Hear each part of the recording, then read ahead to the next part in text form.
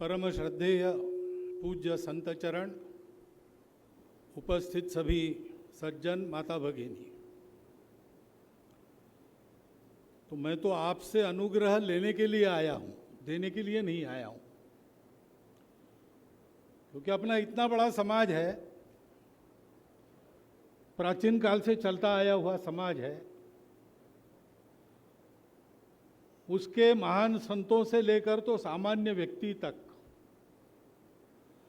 सब लोगों में अपनी परंपरा के कारण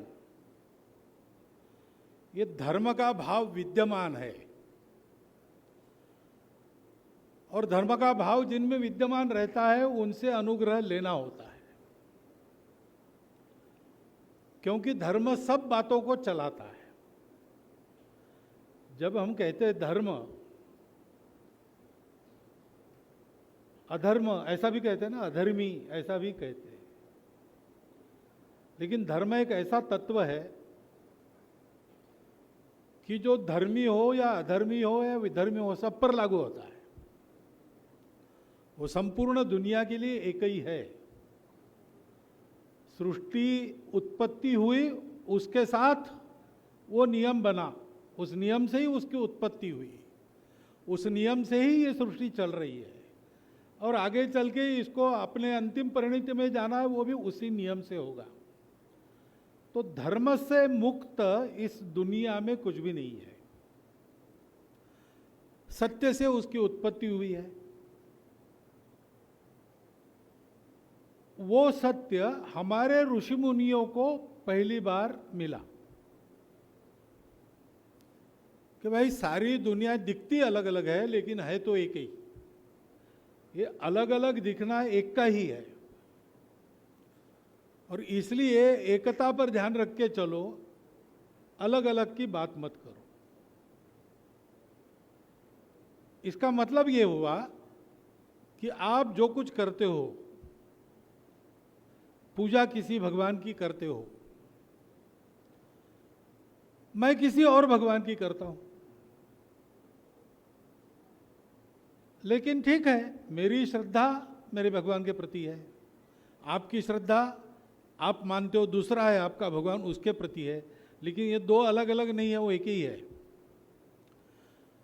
और इसलिए मतांतरण की आवश्यकता नहीं है।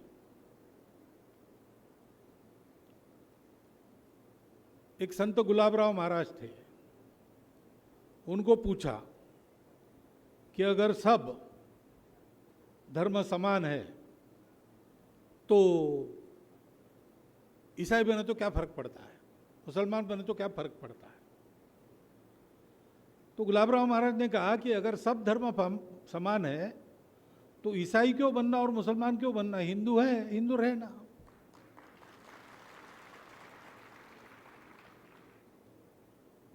ये मतांतरण की बात क्यों आई? तो अपना प्रभाव बढ़ाना, अपनी सत्ता बढ़ाना, अपना विस्तार करना, अपना यानी अपने अंदर जो है उसका नहीं, जो बाहर है शरीर मन, उसका प्रभाव जमाना। क्योंकि उससे एक सत्ता प्राप्त होती है, और सत्ता से अपनी मनोकामना पूर्ण कर सकते हैं, बाकी लोगों का उपयोग करते हैं। ये मनोवृत्ति जब आई तब ये मतांतरण शुरू हुआ। नहीं तो हर पूजा के पीछे अध्यात्म है। अध्यात्म को ध्यान में रखकर चलते हैं तो किसी को मतांतरण की आवश्यकता नहीं है। उसको भूलकर जो चलते हैं उनको आवश्यकता पड़ती है, क्योंकि उनको आत्मा का साम्राज्य नहीं चाहिए, उनको अपना साम्राज्य चाहिए। क्योंकि शरीर तो सबके अलग है, आपका अलग है, मेरा अलग है। आप भोजन करोगे फिर भी मुझे तो भोजन करना है अलग। इसलिए भौतिक सृष्टि में प्रभाव की बात करते हैं तो मुझे वो प्रभाव चाहिए, क्योंकि बाकी सब अलग है। लेकिन जो अध्यात्म पर चलते हैं उनको इससे फर्क नहीं पड़ता। उनको मालूम है कि विविधता चलती है, अंत में सब एक है, और इसलिए किसी को बदलने की जरूरत नहीं है।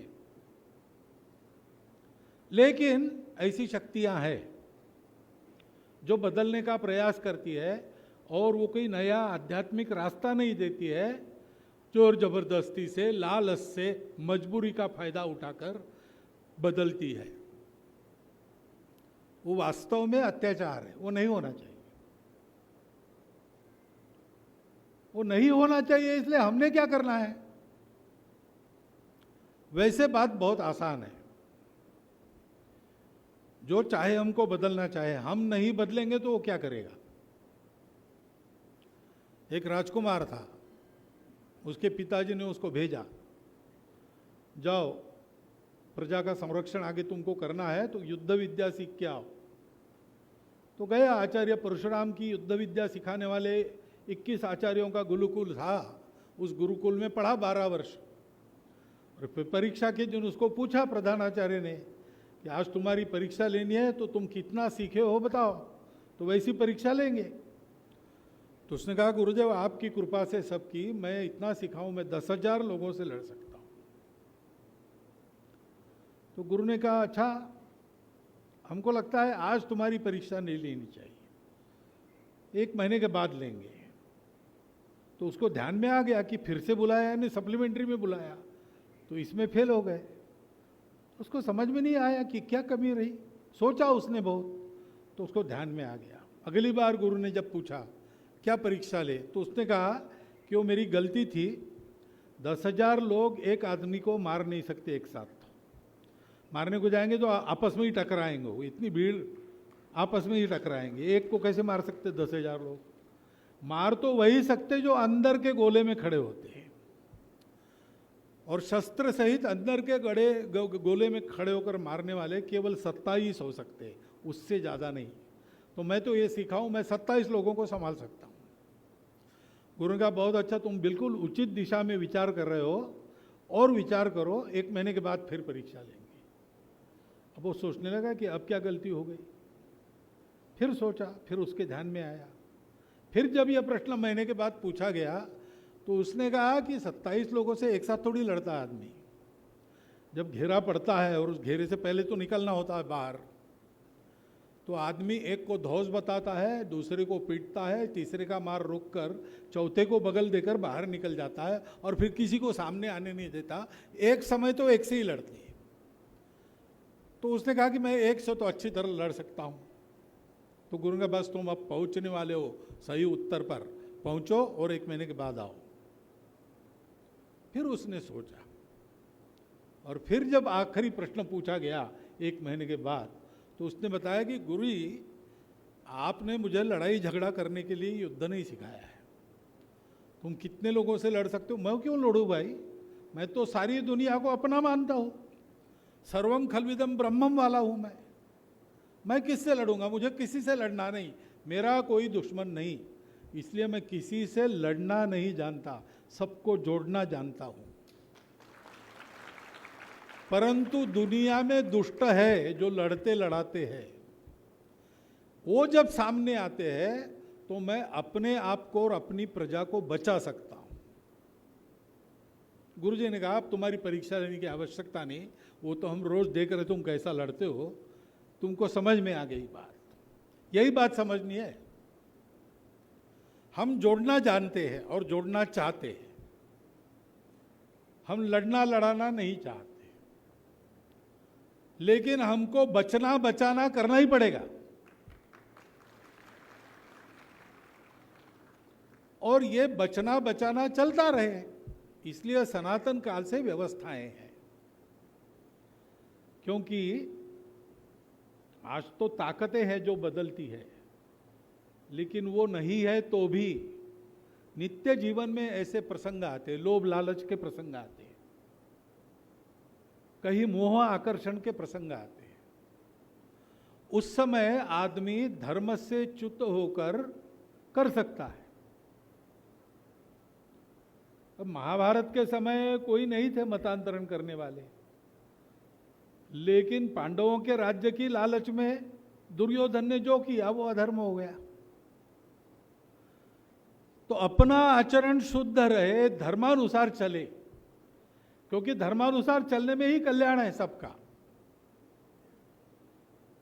एक का फायदा होता है अधर्माचरण से, ऐसा उसको लगता है, लेकिन एक अपना फायदा करने से अधर्म करता है, बाकी लोगों का अकल्याण होता है, तो बाकी लोगों का अकल्याण उसको भी आकर घेरता है।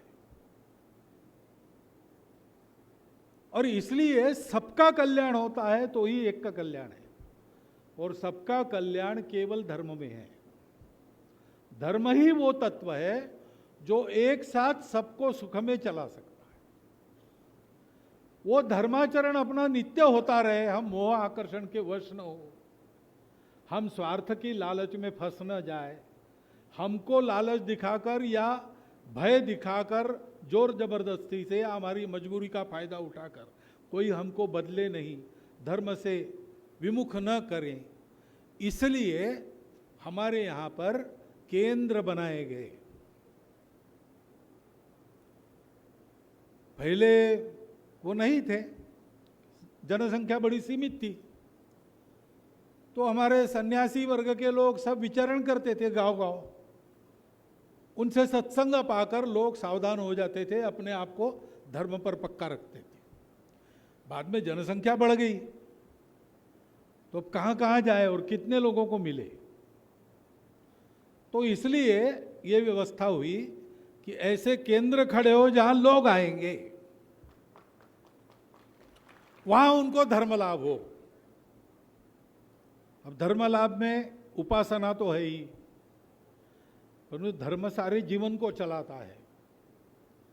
इसलिए जीवन के चारों पुरुषार्थों की शिक्षा, चारों पुरुषार्थों की प्रेरणा, अर्थ काम मोक्ष धर्म, चारों जहां से मिले ऐसे केंद्र, उन केंद्रों को हमारी परंपरा की भाषा में मंदिर कहते हैं। मंदिर हमेशा ऐसे रहे हैं जहां पर सारा समाज आता है, वहां उसको भगवान की अर्चना उपासना का लाभ होता है, अध्यात्म लाभ होता है, वहां उसको शिक्षा भी मिलती है, वहां उसको कला की साधना भी करने को मिलती है, वहां उसको बहुत सारी बातें मिलती है। ऐसे मंदिरों के उत्सवों के कारण, नित्य पूजा अर्चना के कारण कुछ अर्थव्यवस्था भी चलती है। अभी आप सुनते होंगे महाकुंभ हो गया तो कितने ट्रिलियन डॉलर की इकोनॉमी हुई। ये तो हम व्यापार करने वाले लोग नहीं है धर्म का, इसलिए अब तक नहीं कहते थे, लेकिन अब दुनिया को समझाना है तो उनकी भाषा में बताना पड़ता है उनको, इसलिए बोला गया, बाकी दुनिया को बताया गया। हमको तो क्या लाभ क्या हानि, अगर कुंभ है और वहां त्रिवेणी में स्नान करना पुण्य है तो पंचांग में एक लाइन किसी ने छाप दी, हम लोग चले जाते सब करके, वहां मीलों चलते हैं, सब प्रकार की असुविधा लगी तो भी हम जाके एक डुबकी लगाकर कम से कम वापस आएंगे। हमको ट्रिलियन डॉलर की जरूरत नहीं, लेकिन दुनिया को समझाना पड़ता है कि भैया ये कुंभ केवल अध्यात्म नहीं है, केवल उपासना नहीं है, अध्यात्म और उपासना के आधार पर ही विश्व चलता है, तो विश्व कैसे चलता है इसका भी नमूना है। ऐसा इन केंद्रों के कारण, उन केंद्रों के द्वारा प्रवर्तित उत्सवों के कारण, मंदिरों के कारण, यात्राओं मेलों के कारण हमारे समाज में अध्यात्म, धर्म, श्रद्धा, इसके साथ साथ आर्थिक, सामाजिक सब प्रकार के जीवन का प्रशिक्षण और सब प्रकार के जीवन का संचालन ये होता था। अब कलयुग आ गया है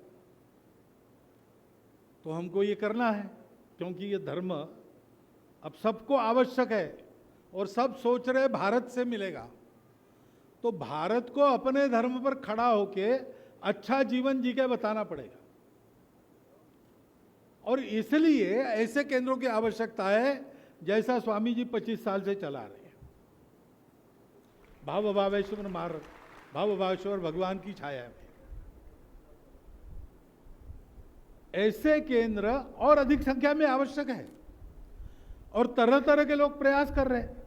हमारे संत महात्मा भी प्रयास कर रहे हैं, जंगल जंगल जाते हैं, छोटे हो बड़े हो वहां पर जाकर बैठ जाते हैं, लोगों को उपदेश देने के साथ साथ उनके जीवन की भी जितनी व्यवस्था वो कर सकते हैं वो करते हैं। और किसी का मतांतरण नहीं करते, सबको अपने धर्म में पक्का करते हैं।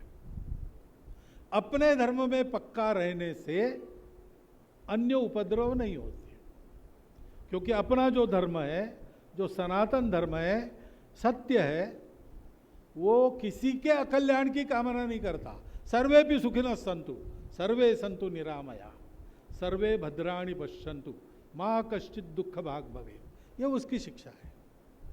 असतो मां सद्गमय, तमसो मां ज्योतिर्गमय, मृत्योर मां अमृतम गमय। ये उसकी इच्छा है। ऐसा धर्म है, उसका ये केंद्र है। तो संत, महात्मा, समाज सेवक आदि सब लोग ऐसे केंद्र खड़े करने में लग तो जाएंगे, लेकिन ये काम कैसा है, हमारे लिए आवश्यक है, हमारे आपके लिए, हमारे आपके कुटुंबों के लिए। धर्म नहीं है तो वो भी ठीक नहीं चलेंगे, संस्कार ठीक नहीं रहेंगे, ड्रग्स वगैरह का सेवन लोग करने लगेंगे, शराबी बन जाएंगे, सारा भौतिक जीवन उद्ध्वस्त हो जाएगा। हमारे आपके लिए धर्म आवश्यक है।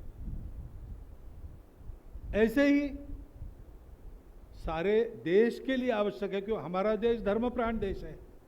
हमारे देश का उत्थान तब होता है जब हमारे देश के समाज में धार्मिक आचरण बढ़ता है, उसके लिए भी आवश्यक है। और सारी दुनिया चाहती है भारत से मिले। तो एक पंथ में तीन तीन काज होने वाला ये मार्ग है, उसमें ये सब लोग लगे हैं। तो हमारा काम है कि इन केंद्रों को नित्य हमारे तरफ से पोषण मिलना चाहिए। ऐसे केंद्र को हमने मजबूत करना चाहिए। इसमें स्वयं का कल्याण है, उसमें राष्ट्र की सेवा है, उसमें संपूर्ण मानवता की सेवा है।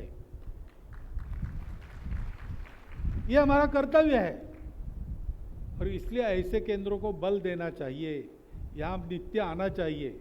महाराज जी ने कहा कि आपको कह रहे हैं कि आते रहिए, मैंने कहा मैं आते रहूँगा, क्योंकि मैं जाते रहता हूँ।